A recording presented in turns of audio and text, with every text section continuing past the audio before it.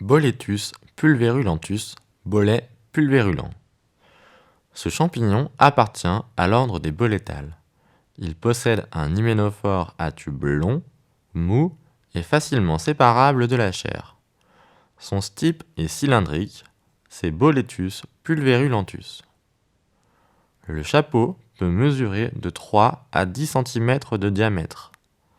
Son revêtement est viscidule puis sec à velouté, parfois craquelé. La marge est longtemps enroulée, lisse à ondulée. Le chapeau est de couleur beige ocracé à brun rougeâtre à olivacé, bleu noirâtre au toucher. La chair est jaune pâle et très bleuissante à la coupe. Elle possède une saveur et une odeur agréables. Les tubes sont adnés à légèrement émarginés, de couleur jaune clair puis jaune olivacé, très bleuissant.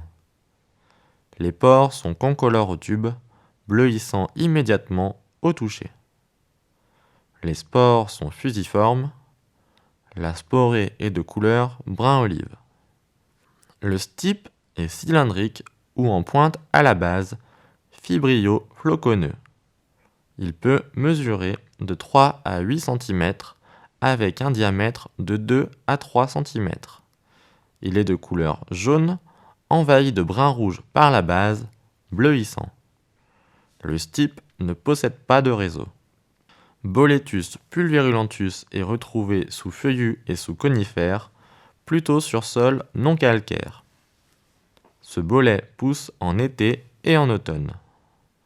Boletus pulverulentus n'est pas comestible, c'est une espèce à rejeter.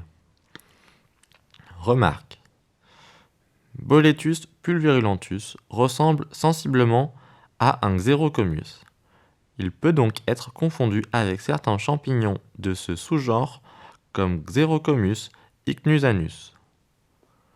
Boletus pulverulentus peut également être confondu avec d'autres espèces de bolets comme Boletus flavosanguineus, Boletus poikilochromus. Il est impossible de manipuler Boletus pulverulentus sans qu'il ne vire dans toutes ses parties au bleu nuit, voire au noirâtre. Il est important lors de la cueillette de ne pas prendre le champignon par le pied afin de conserver le réseau intact.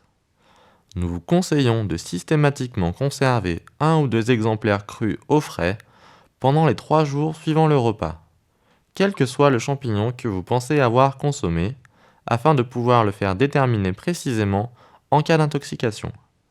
Vous pouvez aussi le conserver congelé.